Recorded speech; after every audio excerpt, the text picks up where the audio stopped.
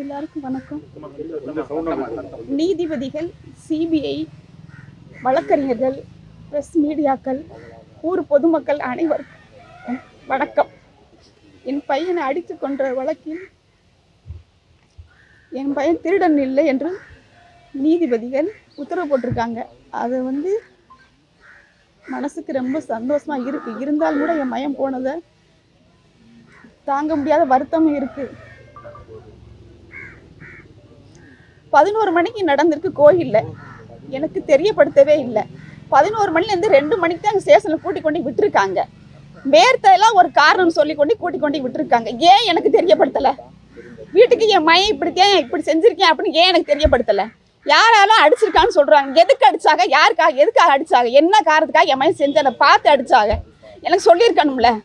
சொல்லாமல் கூட்டி கொண்டு விட்டுட்டு எனக்கு தெரியவே தெரியாது. 4:30 மணிக்கு தான் சொல்கிறாங்க. எனக்கு தெரியும் சொல்கிறாங்க இந்த மாதிரின்னு. எதுக்கு சொல்லாமல் கூட்டிட்டு விட்டாங்க?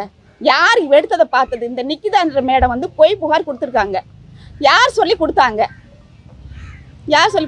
பெரிய இடத்துலேருந்து உத்தரவு வந்துச்சு. நாங்கள் அதனால் அந்த உத்தரவு பட்டு செஞ்சோம் அப்படின்னு இந்த போலீஸ்காரங்க 5 பேர் சொல்கிறாங்க.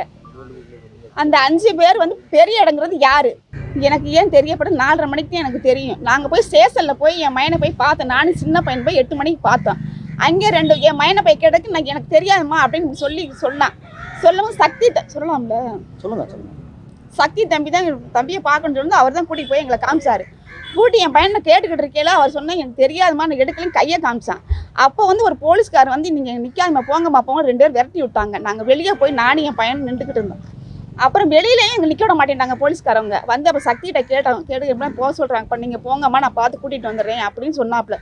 சொல்லவும் 2 விட்டுட்டு வர மனசு இல்லாமதே சரி சக்தியும் கூப்பிட்டு வந்துடுவாப்புல. சரி காலையில் எது நடந்தால் நம்ம காலைல முதல்ல ஒரு வக்கீலை பார்த்து வெளியே எடுத்துக்கிடுவோம் அப்படின்னு சொல்லிட்டு நானும் என் பையனும் சக்தி இருக்க தைரியத்திலையும் நம்பிக்கையிலையும் வந்தோம். காலையில் தூங்கி எழுந்து நானும் என் பையனும் போய் ஸ்டேஷனுக்கு போகலாம் அப்படின்னு சொல்லி நான் கிளம்பிக்கிட்டீங்களா ஒரு 2 பேர் ஒரு டெம்போ வச்சு நின்றுட்டு இறங்கி வந்தாங்க. இறங்கி வரையில் நான் கடைக்கு ஒரு சோப்பு வாங்க வந்தேன் 6 மணியை போல். அப்போ ஒரு டெம்போவில் வெள்ளை வண்டியில் 2 பேர் இறங்கினாங்க. இறங்கையில் நான் பார்த்துட்டு வேகமாக என்னை நோக்கி தான் வந்தாங்க. வரும் யாரும் சொல்லிட்டு அந்த சோப்புக்கார பிள்ளைகிட்ட கடைக்காரப்பிள்ள காசு குடிக்கல வந்தாங்க. வீடு எதுமான்னு கேட்டாங்க. இதுதான் சார் அப்படின்னு கேட்டேன். உன் மையம் என்ன பண்ணியிருக்கேன்னு தெரியுமாமா அப்படின்னு. என்ன சார் பண்ணிக்கேன்னு சொன்னாங்க சார், இந்த மாதிரி எடுத்துருக்கேன்னு சொன்னாங்க சார் அப்படின்னு. வீட்டை வாமான்ட்டு கதவை திறக்க போனாங்க. நான் சொன்னேன் சார் இந்த பக்கம் சின்னவன் தூங்குறேன், இந்த பக்கம் கூட்டிட்டு லைட்டு போட போகலாம் அப்படின்னு சொல்லிட்டு இன்னொரு கதவு இருக்குது. அதை பக்கம் போய் நீ ஏமா ஓடி போய் முதல்ல கதவை திறக்கிற? நான் திறப்பே இல்லைம்மா அப்படின்னு சொன்னாங்க. சார் பையன் தூங்குற இருட்டாக இருக்கும் மிதிச்சுன்னு சொல்லிட்டு நான் லைட்டு படத்தான் சார் முன்னாடி வந்தேன் அப்படின்னு சொன்னதுக்கு அதட்டுனாங்க. பீரோலாம் திறம்மா அப்படின்னு சொன்னாங்க. பீரோலாம் திறக்கவும் சாவி எடுத்து பீரோ திறந்து உள்ளே இருக்க புறாமல் எடுத்து போட்டாங்க. எடுத்து போட்டு எங்கேம்மா வச்சுருக்கேன் நகை அப்படின்னு கேட்டேன். சார் இல்லை சார் தெரியல சார், அவன் ட்ரெஸ் எல்லாம் எதுமா அப்படின்னு சொன்னாங்க. என் மயங்கர் ரஃபா போகிற பீஸெல்லாம் வெளியில் தான் வச்சுருக்கேன். அதை பூரா எடுத்து அவங்க தான் கொட்டி பார்த்தாங்க. பார்த்துட்டு ஒன்று கூட இல்லை இல்லாமல் நீ எந்திரா அப்படின்னு சொல்லி என் சின்ன பையன் முகம் கூட கழுவலை. முகம் கூட கழுவ சட்டையை கூட பிரட்டி கூட போட விட மாட்டேன்ட்டாங்க. அவ்வளோ வேகமாக அவனை போட வச்சு கூட்டிகிட்டு போனாங்க.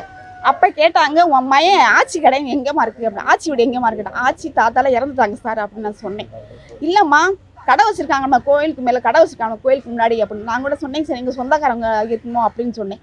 அவங்க பேர் குருவம்மான்னு சொன்னேனம்மா அப்படின்னா எங்கள் பெரியவா தான் சார் அப்படின்னு சொன்னேன். அப்போ வீடை காட்டுறான்னு சொல்லி சின்ன பையனை கூட்டிகிட்டு போனாங்க. கூட்டிகிட்டு போவோம். சரி கூட்டிகிட்டு கொண்டு வீடைத்தானே காமிக்கத்தானே கூட்டிகிட்டு போகிறாங்கன்னு சொல்லிட்டு நான் உள்ளே நல்லா எடுத்து வச்சுட்டு வெளியே பார்த்தா அப்புறம் எங்கள் சொந்தக்காரனுக்கு போனவங்க சொன்னாங்க என்னமோ சின்ன பையனை கூட்டிகிட்டு போயிட்டாங்க சொன்னேன். என்ன வீடைத்தானே காமிக்க போகிறேன்னு கூட்டிகிட்டு போனாங்க, அவனையும் கூட்டிகிட்டு போயிட்டாங்களா அப்படின்னு சொல்லிட்டு நான் அந்த சொல்லலாம் அப்போ வினோத்துன்றவங்க அந்த பையன்கிட்ட போய் நான் கேட்கும் தம்பி இந்த மாதிரி சின்னவனையும் கூட்டிகிட்டு போயிட்டாங்கப்பா அப்படின்னு சொல்லி. இல்லைம்மா விசாரிச்சுட்டு விட்டுருவாங்க, ஒன்றும் பயப்படாதீங்க அப்படின்னு சொன்னாப்புல. சொல்லவும் கொஞ்சம் நேரம் இருந்து பார்த்தேன், வரல. 11 மணியாச்சு 10 மணியாச்சு வரல. அப்புறம் எங்கள் அக்கா அண்ணன் மையன்ட்ட கேட்டேன். இந்த மாதிரி இல்லத்தே வந்துடுவாங்க விசாரிச்சு விட்டுருவாங்க அப்படின்னு சொன்னாங்க.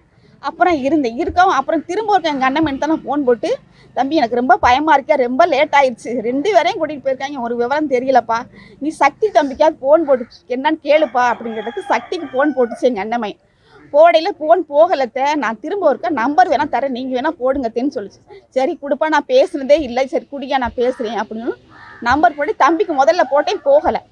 திரும்ப ஒருக்கா போட்டேன், எடுத்தாப்புல இந்த மாதிரி கூட்டிகிட்டு போயிருப்பாங்க வேணும். இல்லைப்பா பயப்படாதீங்க, திரும்ப கூட்டிகிட்டு விட்டுருவாங்க விசாரிச்சு விட்டுருவாங்கன்னு சொல்லவும் நான் ரொம்ப தைரியமாக இருந்தேன். சரி இவ்வளோ தூரம் சொல்கிறாங்களே விட்டுருவாங்க. நான் இது வரைக்கும் இவ்வளோ நாள் ஆச்சு, இவ்வளோ வயசாகி போச்சு, எனக்கு இந்த மாதிரி நான் கேள்விப்படவே இல்லை. எடுத்திருந்தா உள்ள வைக்க போறீங்க, எடுக்கலைன்னா வெளியே விட போறீங்க. இந்த தைரியத்தில் நான் இருந்தேன். இல்லைன்னா எடுத்திருந்தா உள்ள வைக்கப்பாங்க, நம்ம ஒரு அக்கில பார்த்து நாளைக்கு எடுத்துக்கிறோம் அப்படின்ற தைரியத்தில் நானும் என் மயனை ரொம்ப. இவனையும் கூட்டிகிட்டு போய் 6 மணிக்கு சரி 6 மணிக்கு விட்டுருவாங்கன்னு திரும்ப சொன்னாங்க. சரி 2 பிள்ளைங்க நம்ம கோயிலுக்காரங்க தான், நம்ம சொந்த பந்தம் தானே நம்பித்தான் நான் முக்கியமாக இருந்தேன். நம்பி இருந்தேன். யாருமே கேட்கலன்றது என் மயன் இறந்ததுக்கு அப்புறம் தான் எனக்கு தெரியும். ஏன் கேட்கல? யார் எடுத்ததை பார்த்தது யாரு? என் மயன் திருடனி எடுத்தது பார்த்தது யாரு? நான் அப்படி பிள்ளை வளர்க்கவே கிடையாது. இல்லாத விடுதேன் நான் பிள்ளை வளர்த்தேன். ஆனால் யாரா சொல்லுங்க, என் மயங்க 2 பேரும் இந்த மாதிரி இந்த இடத்துல செஞ்சாங்கன்னு சொல்லுங்க பாப்பா. இப்பவே நான் சாகுறேன். அப்படி நான் பிள்ளை வளர்த்தேன். கஞ்சிக்கு யார் வீட்லையுமே கஞ்சிக்கு பாட்டில் துணிக்கு விடலை. நான் ஐராஜ்மா பிள்ளை வளர்த்து என் பிள்ளை சொத்துன்னு நினச்சா 2 பிள்ளைங்க வச்சுருந்தேன். ஆனால் கடைசி ஊர் பையன் கூடி கும்மி அடிச்சு விட்டுட்டாங்க. அந்த நிக்கிதான்றவங்கள கைது பண்ணணும். யார் சொல்லி செஞ்சாங்க, எதுக்கு புகார், தப்பான புகார் எதுக்கு கொடுத்தாங்க, அதனால தெரியப்படுத்தணும். கோயிலுக்குள்ளேயே அடிச்சாங்களாம்.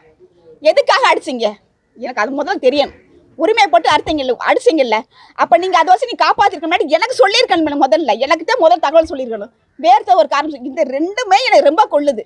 வேர்த்த ஒரு காரணம்னு சொல்லி என் மயிலை கொண்டு எதுக்கு நீ கொண்டு இங்கே கூட்டி கொண்டு நீ விட்ட, அதுக்கு முதல் பதில் சொல்லணும். தெரியும் எனக்கு. அது காவல்துறைக்கு பாடம் புகட்ட வேண்டும் அப்படின்னு சொல்ல மறந்துட்டேன். யாரா இருந்தாலும் வெளியே வரக்கூடாதுன்னு சொல்லியிருக்காங்க. இவ்வளவு நாள் போராடினதுக்கு நீங்க நிக்கிதா கொடுத்த புகாரும் ஒரு பொய்யான புகாரும் சிபிஐ வந்து அறிக்கை தயாராகிட்டு சப்மிட் பண்ணுன்னு சொல்லியிருக்காங்க. நீதிபதி உங்களுடைய மகன் கொலை வழக்க இவ்வளவு பேசுனது, இவ்வளவு தீர்ப்பு கொடுத்தது, இதை பத்தி எப்படி பார்க்கலாம்?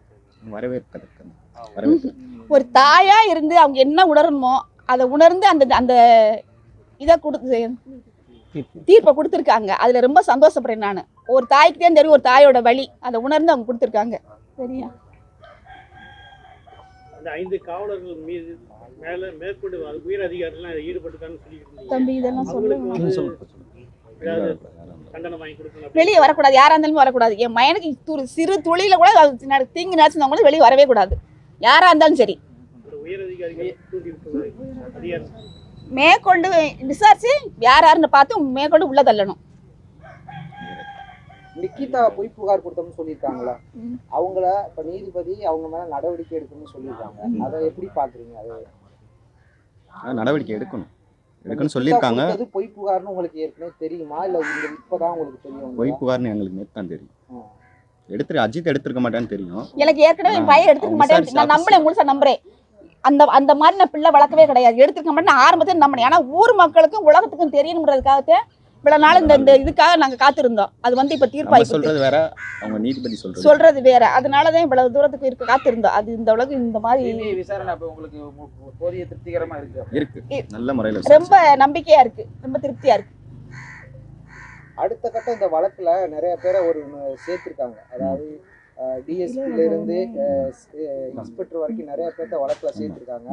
அவங்க மேல என்ன மாதிரி நடவடிக்கை நீங்க எடுக்கணும்? அந்த 5 பேர் உள்ள இருக்காங்களா, இவங்க மேல சிறைக்கு செல்லணும்னு நினைக்கிறீங்களா? ஆமா, சிறைக்கு செல்லணும். ஒண்ணுமே அறியாத ஒரு அப்பாவி இவ்வளவு கொடூரமா, முளாப்படி தண்ணி இல்லாம, இதெல்லாம் உங்க சட்டத்துல இருக்கா?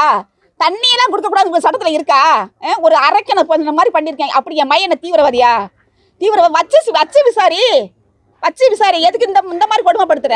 மரத்துல எடுத்து தொங்க விட்டுருக்க, வயிற்றுக்கா கஞ்சி தன்னால போறது. யார் என்ன தப்பா நினைச்சுக்கிறாங்க? தன்னால போற நீர் மலத்தை கூட வள்ளி கட்டாயம் வர வச்சிருக்காங்க. பிள்ளை பார்த்தாங்களா, வேற எதை பார்த்தாங்க? உடனே ஒரு தாய் தானே பெற்றிருப்பா. இவ்வளவு கொடூரமாவா? என் மய குன்னி குறியே செத்துப்பேன். இனிமேல் எவன் முகத்துல முழிக்க கூடாதுன்னு அவன் உயிரை விட்டு போயிருப்பான். அவ்வளவு ஒரு கொடூரமா அவனை பண்ணிருக்கீங்க. எங்கெங்க கூட்டிட்டு போறது? கம்மா கடுவாலும் கூட்டிட்டு போறது? உடனே ஒரு தாய் பெற்றிருப்பாங்க. நீ இந்த அக்கான்னு சொல்ல பிறந்திருப்ப. மனுஷனுக்கு இறக்க குணம் வந்து 6 அறிவு உள்ளவன் தான் கொடுத்துருக்கேன். 5 அறிவுக்காரன் நீ வேலை பார்த்துருக்க. என் கொலை கொதிக்கிற மாதிரி யாராரு கொலை கொதிக்குமா? இதுல ஈடுபட்ட எவனு வெளியே வரக்கூடாது. எனக்கு அன்னைக்கு முழு விவரம் தெரியல என்னாடு. அதுக்கப்புறம் தான் தெரியுது இப்படி நடந்துருக்கு. அதுக்கப்புறம் தான் தெரிஞ்சிச்சு. எனக்கு ஒண்ணுமே தெரியல. அதுக்கான நேரம் எங்களுக்கு கொடுக்கல. அது என்னன்னு விசாரிக்க கூட எங்க நேரம் கொடுக்கல. வயிற்று கஞ்சி கூட வாங்கி கொடுத்தா அன்னைக்கு பட்னியா போட்டு கொண்டிருக்கீங்களா? நீங்களாம் மனுஷ பிரதிகளா பிறந்தீங்களா? சில விஷயங்கள்லாம் இருக்கு, முடியாது. காவல்துறையில் மனித உரிமை மீறல் பண்ணியிருக்கிறாங்க. இந்த காவல்துறை நடவடிக்கையை நீங்க வந்து அடுத்த கட்டத்துக்கு நான் ஒரு தாயா கும்புறல. உலகம் பூரா கும்புறத்தையும் செய்யுது. இப்படியுமா, இப்படியான்னு கேள்விப்படவே இல்லை. இந்த கொடுமையெல்லாம் நடத்தணும்னு கேள்விப்படவே இல்லை. கடவுளே, கேள்விப்படவே இல்லை.